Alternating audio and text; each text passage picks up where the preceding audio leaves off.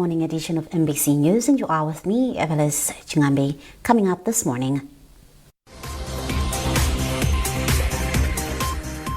the Norwegian government pledges additional support to Malawi's key areas such as agriculture, health and social protection. 92 trucks of fuel are expected to arrive in the country this week. And High Court in Blantyre maintains that DPP parliamentarian for Blantyre City South Luzu constituency, Veronica Pempendalama, was duly elected.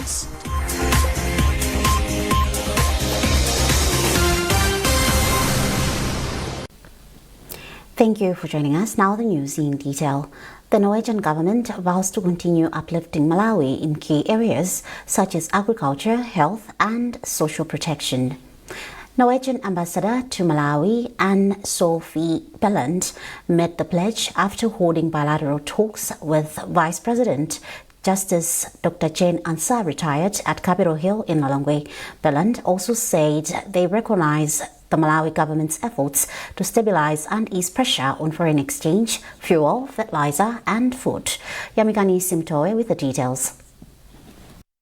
The meeting centered on reinforcing ongoing development initiatives designed to stimulate economic growth and enhance livelihoods nationwide. First Vice President Justice Dr. Jane Ansah, retired, acknowledged Norway's continued support to the health sector, which she said has contributed to better maternal and child health outcomes and to strengthening health systems nationwide. Dr. Ansah further stressed the need for continued strengthening of institutional linkages between Malawian and Norwegian universities and research centers, mainly in climate-smart agriculture, energy, innovation and technology development. For her part, Norwegian ambassador to Malawi, Anne-Sophie Belland, acknowledged Malawi government's efforts to bring stability and to ease the pressure on forex, fuel, fertilizer and food. She said they look forward to continuing a pragmatic and respectful partnership focused on measurable results for Malawians and the country's long-term goals. I would like to underline that Norway remains committed to supporting Malawi's efforts with key sectors such as agriculture, health and social protection. We look forward to continuing a pragmatic and respectful partnership focused on measurable results for the Malawian people and Malawi's long-term goals. We recognize the government's efforts to bring stability and to ease the pressure on forex, fuel, fertilizer and food.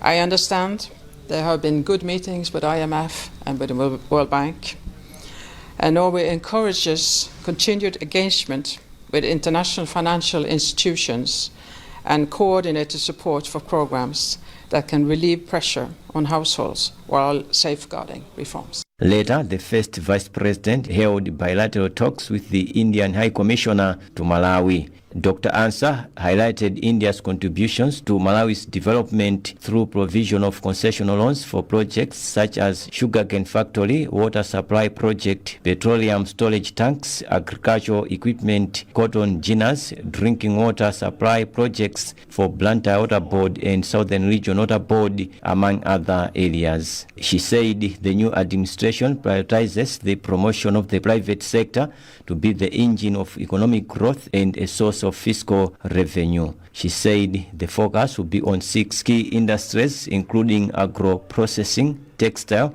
mineral processing, pharmaceuticals, renewable energy, and technology. Yamikan Simtoe, MBC Lilongwe. Germany Development Cooperation, European Union EU delegations to Malawi and the Ministry of Energy will collaborate to boost Malawi's clean energy drive for economic growth and climate resilience. The commitment was made in Lilongwe during the EU 2025 Diplomacy Week and the launch of the Productive Use of Energy Roadmap. European Union Ambassador to Malawi, Daniel Aristi, said the roadmap is crucial in unlocking the country's energy potential and promoting sustainable development. Catherine Banda has filed us this report. The roadmap has been launched with expectations to boost the renewable energy technologies, stimulate economic growth, increase climate resilience, create more job opportunities, and enhance livelihoods in the country. European Union Ambassador to Malawi, Daniel Arist, commended Malawi for the interventions taken on board to enhance clean energy, describing it as a positive step towards unlocking financial opportunities and contract financing in renewable energy. He said together with the Germany Development Corporation, they aim to facilitate energy access to 550 micro, small and medium enterprises, improve business models to 10 companies and create jobs in the industry. We're working together with the government, and what we are launching today, actually, with our German colleagues, I think is a great, very concrete element, which is the roadmap for renewable energy. So it's a very concrete framework for renewable energy to move forward. You will have the financial opportunities, you will have, concrete models of contracts that you can have, ideas for financing. So it's a very, very concrete element. Germany Embassy Head of Cooperation, Andreas Hartmann, said there's need to create more incentives towards clean energy and pledged to increase pure energy in Malawi. We will work together with the government to update the policy, to have more incentives for clean energy to be built up, so that the country moves away from using, the woods and the trees, cutting them and using them. That should be phased out, So clean energy, and through this program, is our contribution. Ministry of Energy Off-Grid Electrification Deputy Director Said Banda said the ministry is working on increasing generation capacity, implementing main-grid projects, and enhancing the rural electrification program, among other projects, to ensure they meet the planned 70% access by 2030. It's in line with the policy that we diversify the power sources in Malawi.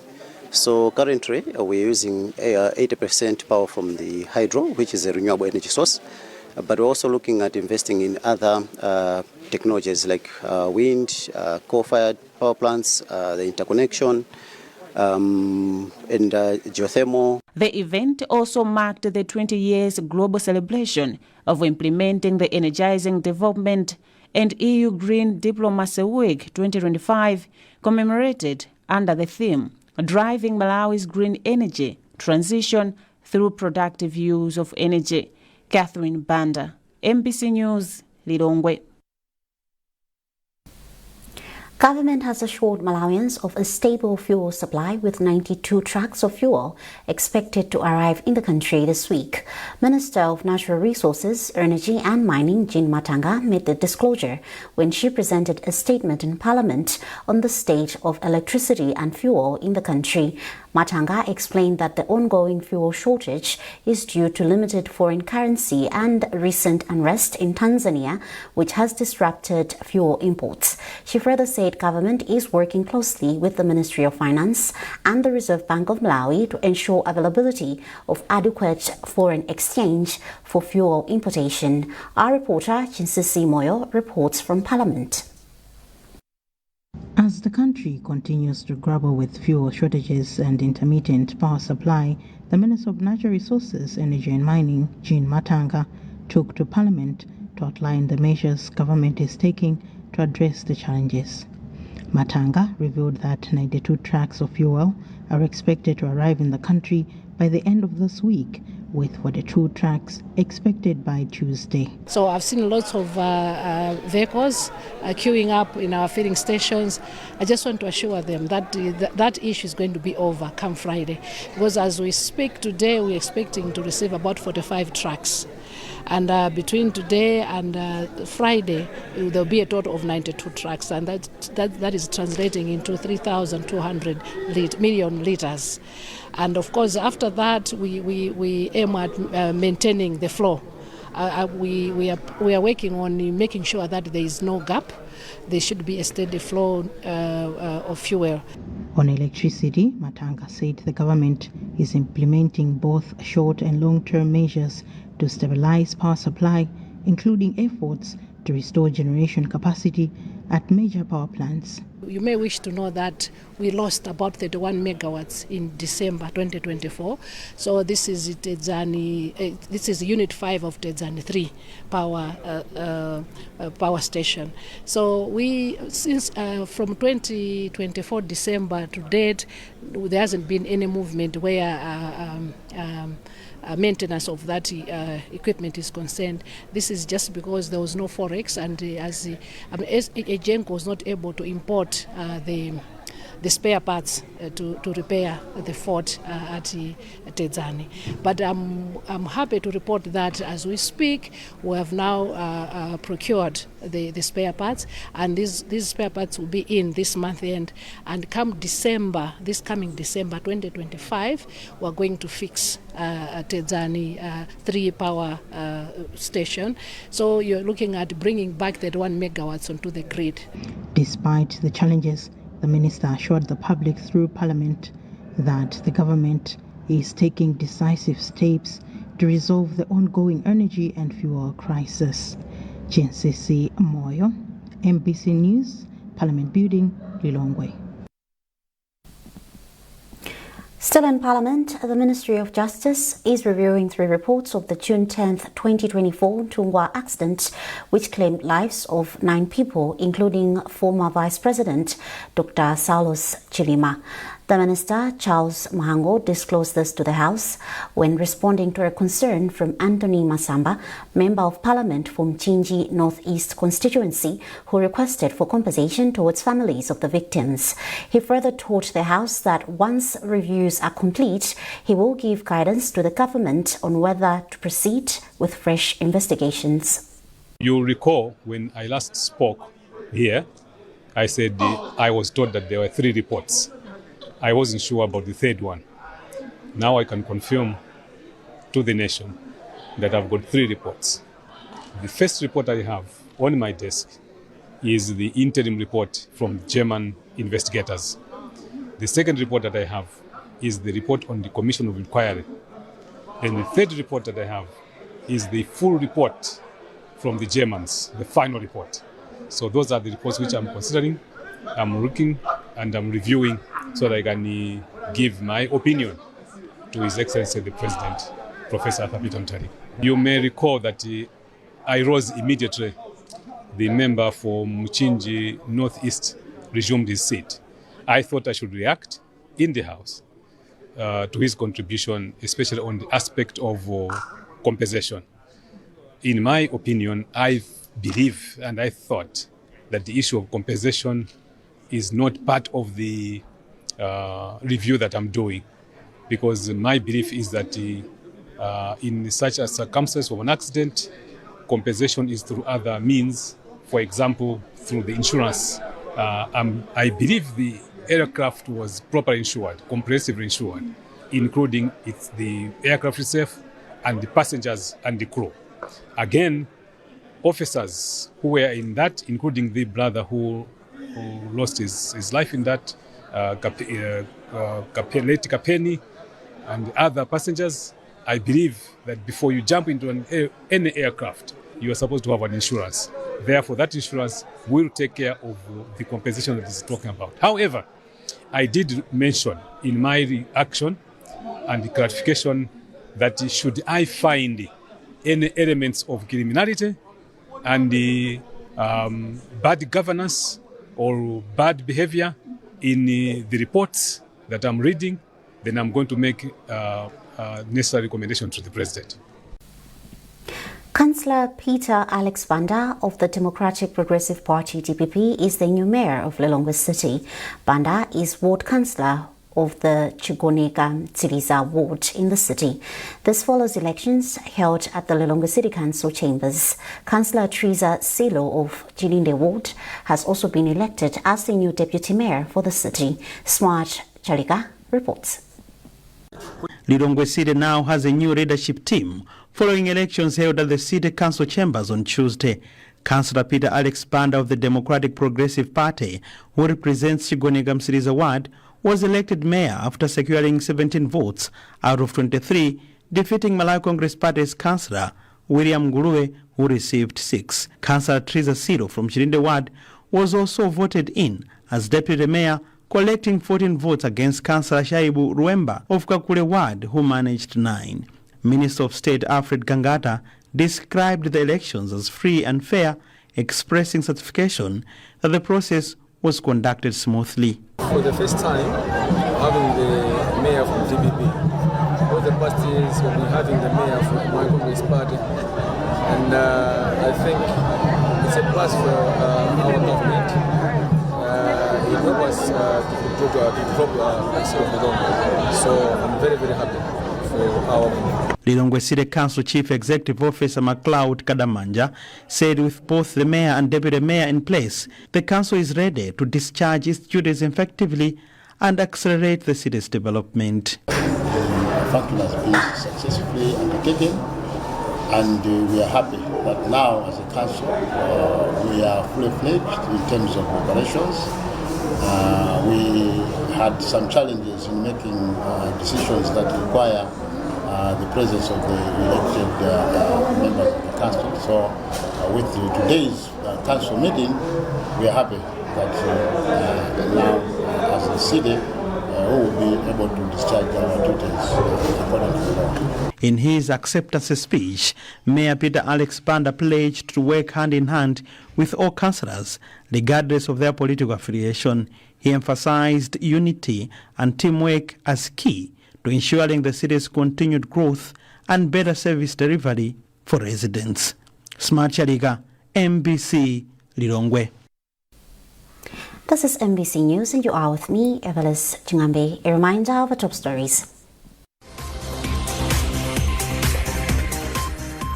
The Norwegian government pledges additional support to Malawi's key areas such as agriculture, health and social protection. 92 trucks of fuel are expected to arrive in the country this week. And High Court in Blantyre maintains that DPP parliamentarian for Blantyre City South Luzu constituency, Veronica Pempondalama, was duly elected.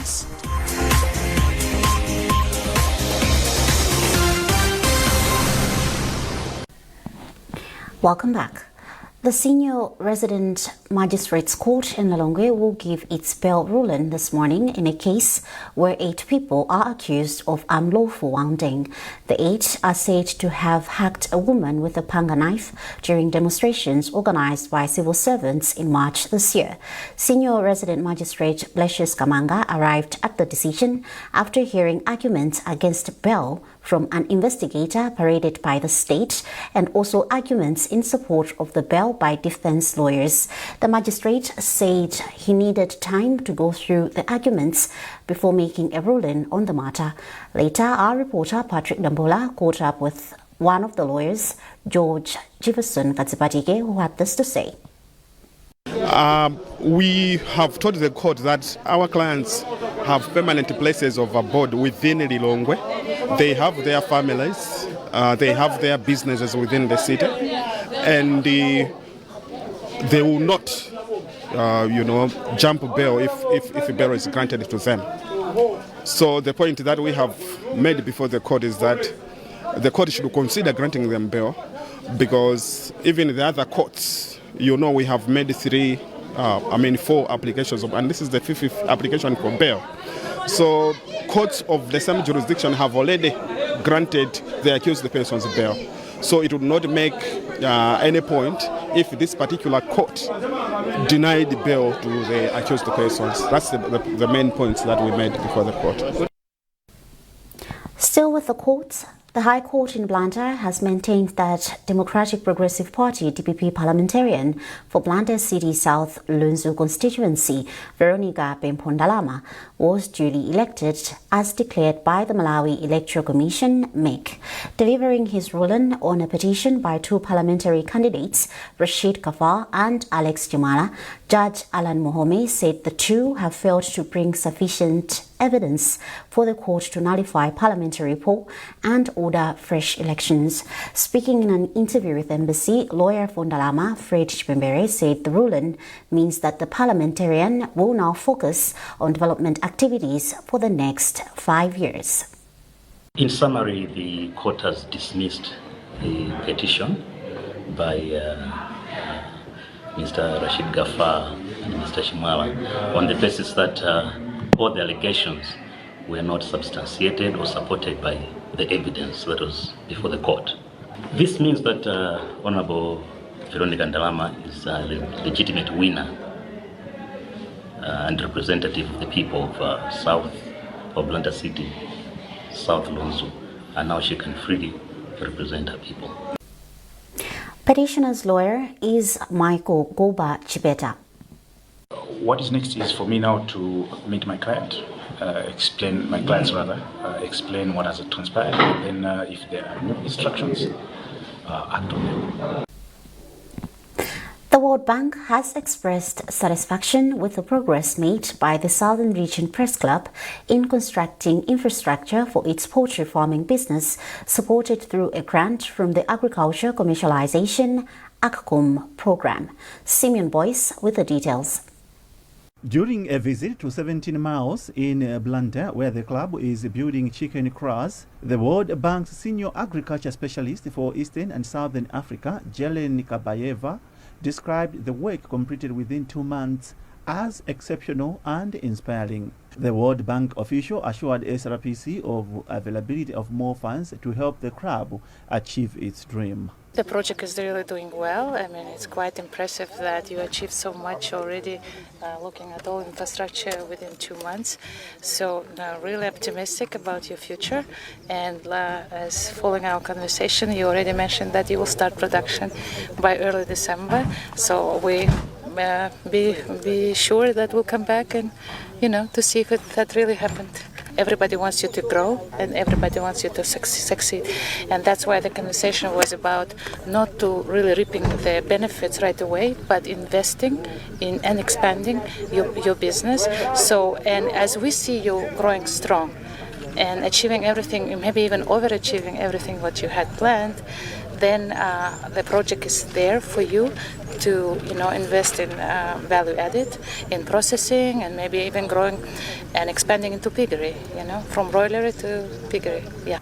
Reacting to the remarks, President of SRPC, Ronald Amos, said it is the wish of the club to use such opportunities in the attainment of the mission to make every journalist become economically empowered, and that the commendation from World Bank gives the club extra energy to do more. Actually delighted, excited, and motivated at the same time, because this is something that we didn't expect. And when we started, it was like a dream. But now, this dream is turning into reality. Some people doubted, but here we are. So we are very excited. And looking at the comments from the World Bank, from the government Ministry of Agriculture, AGCOM, everyone is very impressed. So we know that we are on the right track. And we are very sure that by the end of November, we should be able to start rearing the chickens here. So we are very ready and eager to implement this project.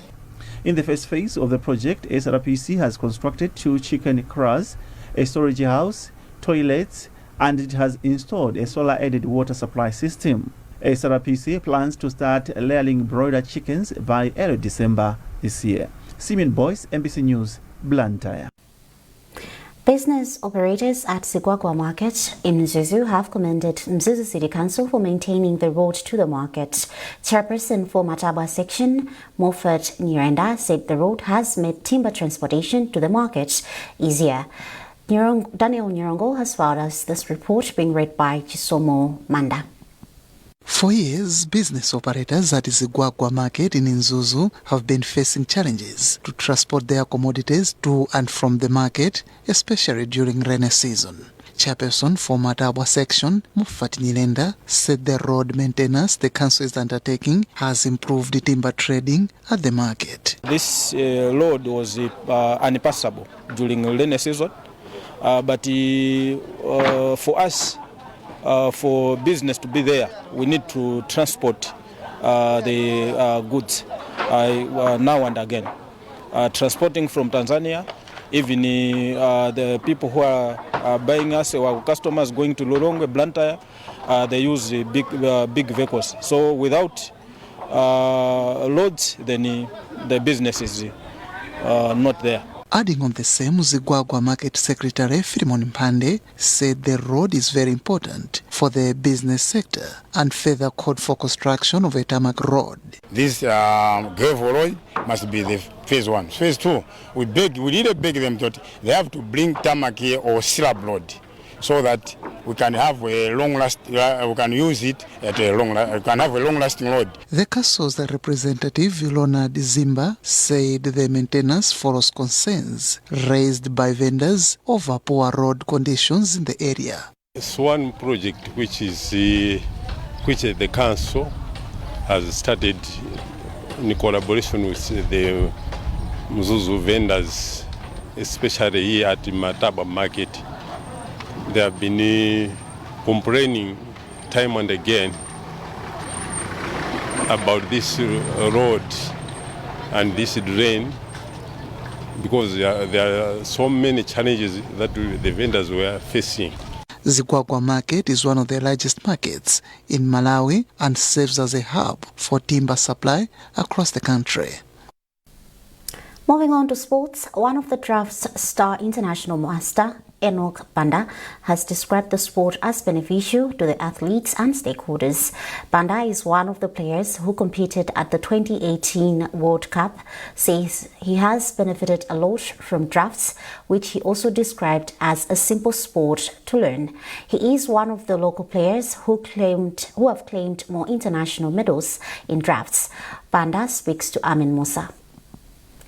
This game, when you want to learn it, it's a very simple game because you can easily understand the rules on a single day. But then when it comes to mastery takes time, it takes ages. So when you're a master, for example, you have to be able to see 15 to 20 moves coming ahead. But then those moves cannot be seen by someone who is an amateur. So in terms of mastery, it's a very difficult game. But when you are just an amateur, it's a very nice, exciting and simple game. That's why people in the market, they would think that draft will just push the pieces, yet the game is not like that on a complex level. Yeah, this game, this sport is quite benefiting because most of the people who play this game, they are intellectuals, some they are well-to-do business people, others are pastors. So it's a game that accommodates different dimensions of life. So maybe you are playing the game and then you happen to meet someone who becomes your friend who is a doctor, and maybe sometimes you have a lawyer or an engineer. So in the end they end up nurturing, especially to the young ones. This game is quite important to them because they will meet people who will be able to mentor them in different aspects of life, not just in the sport game. The toughest opponents, especially here in Malawi, have played for long years and years. We have been having this battle against the Federation Master Baba Tomu. It's been quite a great battle, and also we have international master Moses Winners. These two players, in terms of Malawi level, we have had the tough games. And that item concludes this edition of MBC News. A recap of our top stories before we leave. The Norwegian government pledges additional support to Malawi's key areas such as agriculture, health and social protection. 92 trucks of fuel are expected to arrive in the country this week. And High Court in Blantyre maintains that DPP parliamentarian for Blantyre City South Luzu constituency, Veronica Pimpondalama, was duly elected.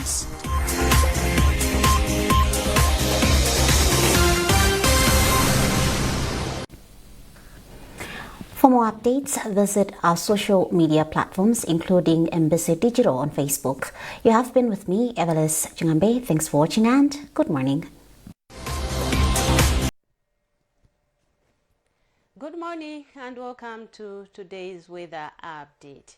We should expect cloudy conditions with scattered thunderstorms and rains over most areas. However, heavy rains are expected over some few areas.